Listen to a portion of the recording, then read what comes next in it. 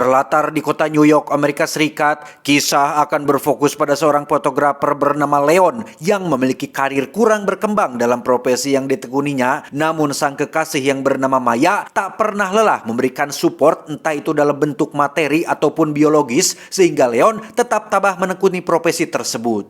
Not worrying about anything for at least an hour. Except how to make me. Suatu hari Leon mendapat kesempatan emas untuk bisa memamerkan hasil karyanya di sebuah galeri terkenal. Namun sang pemilik galeri nampaknya kurang suka dengan foto-foto hasil jepretan Leon yang terkesan monoton dan tidak punya nilai estetik yang cukup memanjakan mata.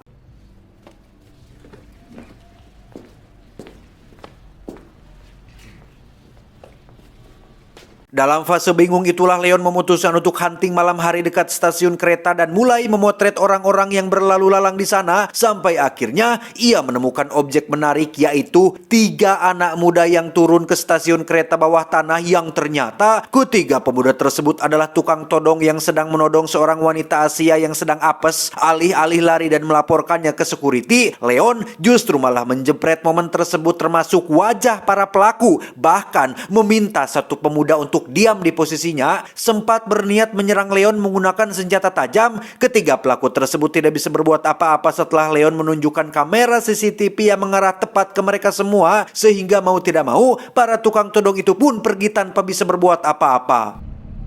Yo.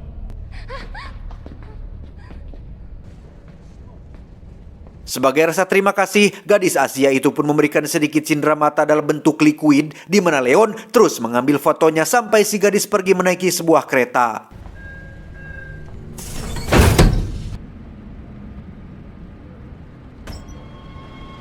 Selamat dari tukang todong, gadis Asia ini nampaknya harus bernasib tragis saat dirinya harus satu gerbong dengan seorang pria misterius yang menghampirinya dan menghantam kepalanya menggunakan sebuah palu.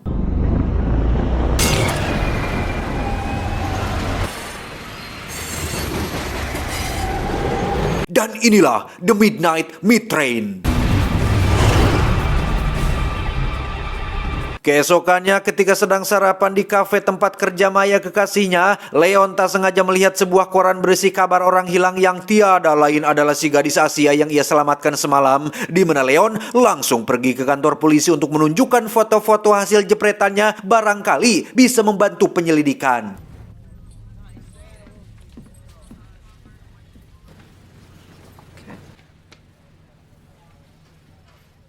Selepas dari kantor polisi, Leon segera menemui si pemilik galeri untuk menunjukkan foto-foto tersebut dan sungguh di luar dugaan, si pemilik galeri sangat amat menyukai fotonya yang dinilai natural dan layak untuk dipamerkan. Namun agar Leon bisa menjadi bagian dari pameran ini dan namanya dicantumkan dalam daftar fotografer profesional, Leon harus mendapatkan 2 foto lagi yang memiliki daya tarik yang sama, seperti foto-foto tersebut.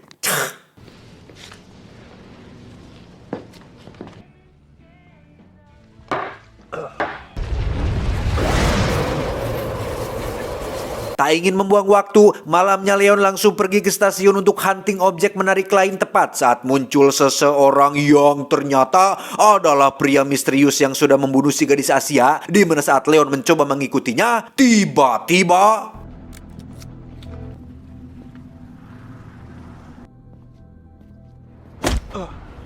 tanpa sepatah kata yang keluar dari mulutnya, si pria misterius itu hanya menatap Leon dengan sorot mata yang mengintimidasi dan langsung masuk ke tempat tinggalnya di sebuah hotel yang kebetulan berada dekat dengan stasiun tersebut.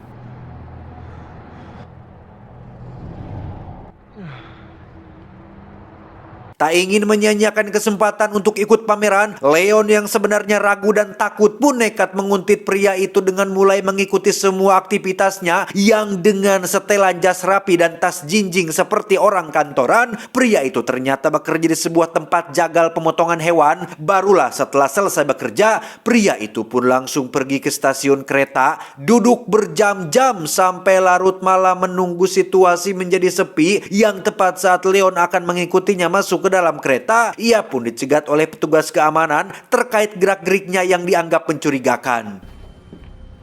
Hey buddy, what? Mind if I take a look?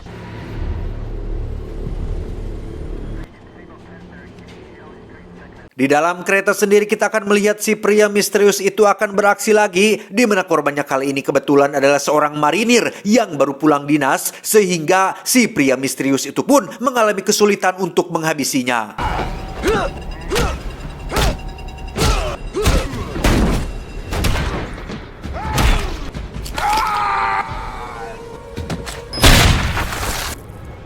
Dan ya, Anda semua akan sangat dibuat terkejut saat mengetahui jika masinis yang menjalankan kereta dan bertanggung jawab di kereta ini merupakan bagian dari semua tindakan keji dan tak beradab tersebut. Entah ada tujuan tertentu atau memang hanya sebagai kepuasan semata sebagai psikopat. Yang jelas, mereka-mereka ini adalah orang-orang berbahaya yang Anda tidak ingin berada sendirian di dalam kereta seperti itu.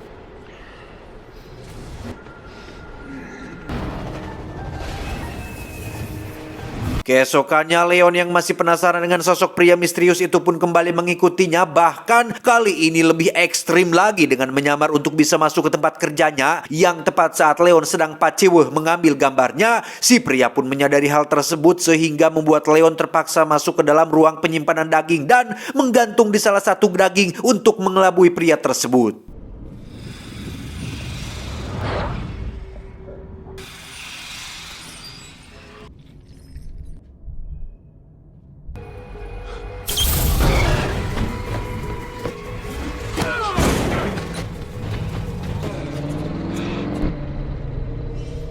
Setibanya di rumah, Leon langsung menceritakan kecurigaannya terhadap si pria misterius yang menjadi pelaku atas menghilangnya si gadis Asia, termasuk korban-korban lain yang dinyatakan menghilang. Namun Maya tentu saja tidak mudah untuk mempercayai itu semua dan menganggap jika Leon hanya terjebak dalam ambisinya untuk mendapatkan objek foto yang bagus untuk pamerannya. Oh my God, look at this. Listen to me. I'm sure Look what I found. this is kidnapping. Guy who worked Maybe in the it's a same century meatpacking ago. plant. The It's guy a who worked in the century same meat. ago. No, this guy's involved somehow. I know it. Look at this. Look at this. Masih tak menyerah, Leon kembali mengikuti si pria misterius di dalam kereta, di mana ia sengaja duduk di gerbong lain menunggu sampai para penumpang turun satu persatu. Yang tepat tengah malam saat gerbong hampir kosong, muncullah dua anak penjual coklat yang menawari si pria untuk membelinya dan...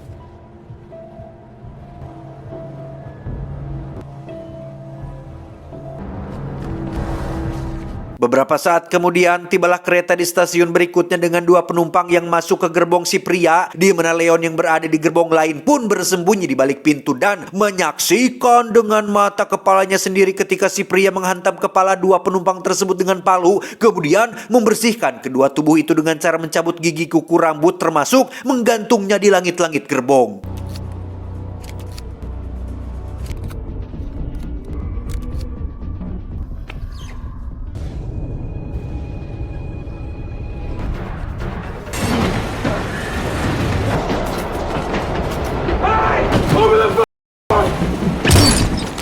Dan ya, Leon pun tertangkap dan ikut digantung terbalik di dalam gerbong. Namun anehnya, si pria tidak menghabisinya, melainkan membuat beberapa sayatan pada tubuh Leon. Ketika siuman, Leon sudah berada di tempat jagal dan langsung pulang ke rumah. Ternyata si pria itu membuat semacam simbol pada tubuhnya. Entah simbol apa itu. Maya yang khawatir pun bermaksud menghubungi polisi terkait apa yang dialami oleh kekasihnya. Namun Leon melarang Maya melakukannya karena bisa-bisa justru malah Leonlah yang dituduh sebagai pelaku atas kasus menghilangnya para korban. Open the door. Penasaran dengan sosok si pria yang menjadi obsesi Leon, Maya ditemani bersama sahabat dekat Leon bernama kita panggil saja Samsul pun pergi ke hotel kediaman si pria. Berdasarkan foto yang sebelumnya sudah Leon ambil, mereka nekat masuk ke dalam kamarnya tepat saat si pria misterius itu sedang berjalan menuju ke sana. Yang tepat saat Maya sedang memeriksa laci di dalam toilet, tiba-tiba...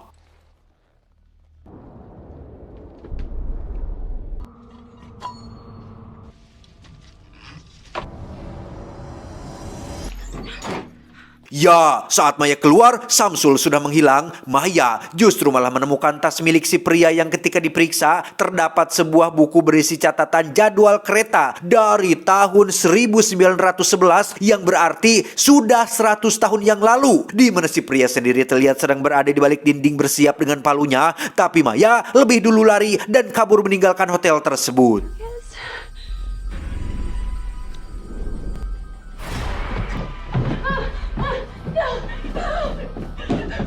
Maya langsung pergi ke kantor polisi menemui Ibu Yuli untuk melaporkan kejadian ini termasuk menghilangnya si Samsul. Namun respon Ibu Yuli sangatlah jauh dari harapan ketika ia seolah menyepelekan cerita tersebut, sehingga daripada membuang waktu di kantor polisi, Maya lebih memilih pergi ke tempat kerjanya untuk mengambil sepucuk pistol yang memang biasa disimpan untuk keamanan. Yang tepat saat Maya sedang menelepon Leon di luar, muncullah si Ibu Yuli yang ujuk-ujuk menjantang di belakangnya. Curiga jika Ibu Yuli ada hubungannya dengan semua ini, Maya pun memaksa beliau untuk memberitahu di mana Samsul berada sekarang.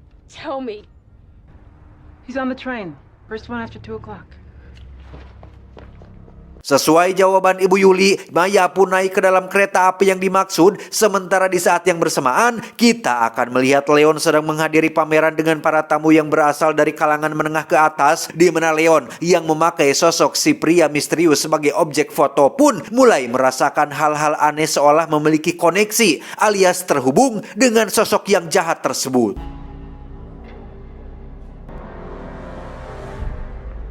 Tak ingin sosok itu menghantui kehidupannya, Leon pun memutuskan untuk menghentikan aksi pria misterius itu dengan cara akan menghadapinya secara langsung, di mana Leon pergi ke tempat jagal untuk mengambil beberapa senjata tajam yang akan ia pakai untuk menghabisi si pria misterius tersebut.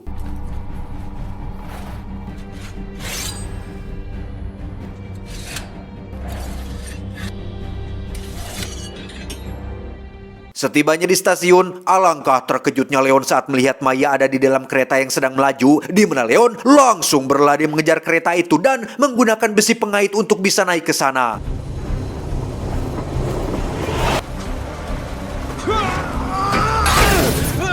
Di saat bersamaan, Maya benar-benar terkejut saat menemukan satu gerbong sudah penuh dengan manusia-manusia yang digantung, yang salah satunya adalah Samsul yang terlihat masih hidup, di mana si pria tiba-tiba muncul dari gerbong lain dan berhasil menjatuhkan si Maya. Yang tepat saat si pria akan menghabisinya, tiba-tiba...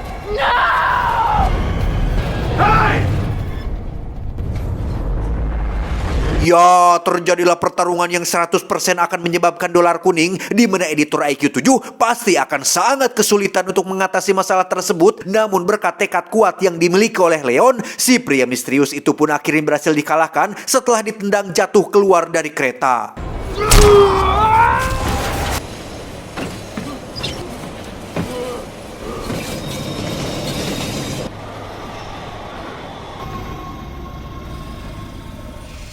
Dan ya, kereta tiba-tiba berhenti, tapi bukan di stasiun, melainkan sebuah terowongan bawah tanah yang sangat gelap gulita, di mana sang masinis ujug-ujug keluar dari ruang kemudinya untuk memberitahu agar Leon dan Maya tidak berada dekat dengan para daging manusia yang sudah digantung tersebut.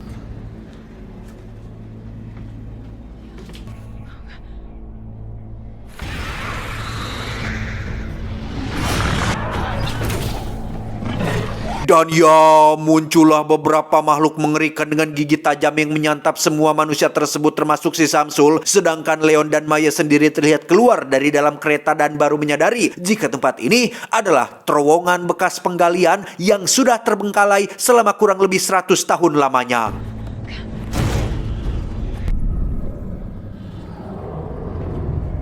Saat sedang kebingungan itulah muncul si pria misterius yang ternyata masih hidup, sehingga terjadilah pertarungan kedua yang membuat Leon akhirnya menyadari jika di tubuh si pria itu terdapat bentuk simbol yang sama dengan yang dimilikinya. Namun karena tidak ada waktu untuk berpikir, Leon pun fokus pada pertarungan dan berhasil menghabisi si pria itu untuk selamanya.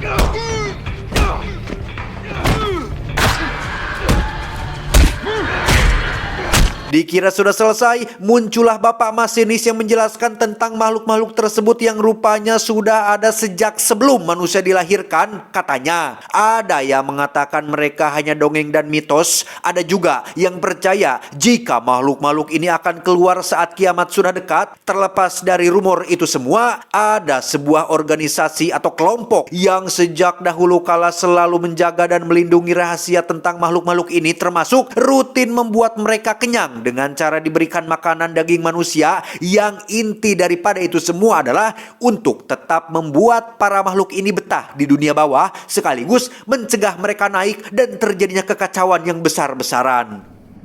He didn't have what it takes anymore.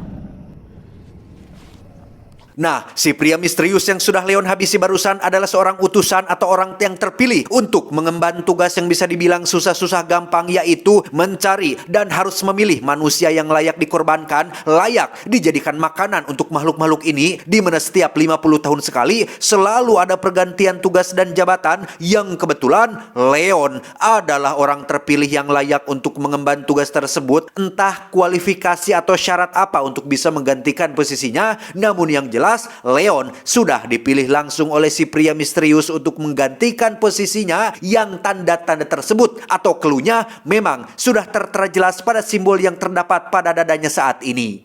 I envy you. Alih-alih akan menyerang si masinis, Leon justru malah dicekik sambil diangkat tubuhnya hanya menggunakan satu tangan saja, sehingga bisa disimpulkan bahwa si masinis bukanlah manusia normal konvensional pada umumnya, melainkan ada sesuatu yang masih ia sembunyikan, di mana si masinis langsung mencabut lidah Leon supaya tidak bisa berbicara, persis yang sebelumnya dialami oleh si pria yang sejak awal memang tidak pernah mengucapkan sepatah kata pun, yang meski Leon ogah-ogahan dengan pekerjaan barunya ini, namun demi untuk kedamaian umat manusia di dunia atas, Leon tidak punya pilihan lain selain menerima takdirnya sebagai seorang penjagal kereta malam. Tak hanya itu saja kejutannya, si masinis pun menghampiri Maya yang masih dalam kondisi pingsan, di mana si masinis langsung membelah dada Maya untuk diambil jantungnya dan menyuruh Leon untuk memakan jantung tersebut sebagai bentuk sumpah setia melayani organisasi sekaligus melindungi seluruh umat manusia yang ada di dunia. Now serve, as we all do. Singkat waktu, beberapa waktu pun berlalu. Setelah melewati prosedur cuci otak yang cukup intens, Leon akhirnya setuju untuk melanjutkan pekerjaan dari si pria misterius, di mana ia terlihat memakai setelan yang sama dengan si pria, bahkan menemui si Ibu Yuli yang sejak awal merupakan bagian dari organisasi tersebut.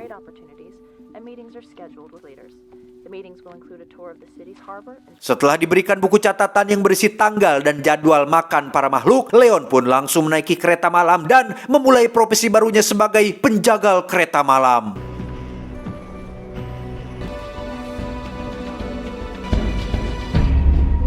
Tamat ending yang cukup mengentangkan. Menurut sudut pandang teman-teman, siapa sih makhluk bawah tanah itu? Kenapa mereka harus makan daging kita? Dan apakah ada kriteria khusus manusia tertentu yang tidak disukai oleh makhluk tersebut? Misalnya tidak suka dengan daging manusia yang suka banyak bohong dan sering makan uang rakyat, atau lain-lain misalnya? Coba teman-teman jawab komen di bawah ya. Pesan yang bisa kita ambil dari film ini adalah, hiduplah seperti kereta api, tinggalkan yang tidak perlu ditunggu dan tabrak yang menghalangi jalanmu. Saya John, mewakili jajaran direksi yang bertugas, mengucapkan terima kasih dan sampai jumpa di video selanjutnya. Adios. Di saat bersamaan, mak cu kong kong. Yang kebetulan Leon adalah orang terpilih yang layak untuk mengemban tugas tersebut. Koplok.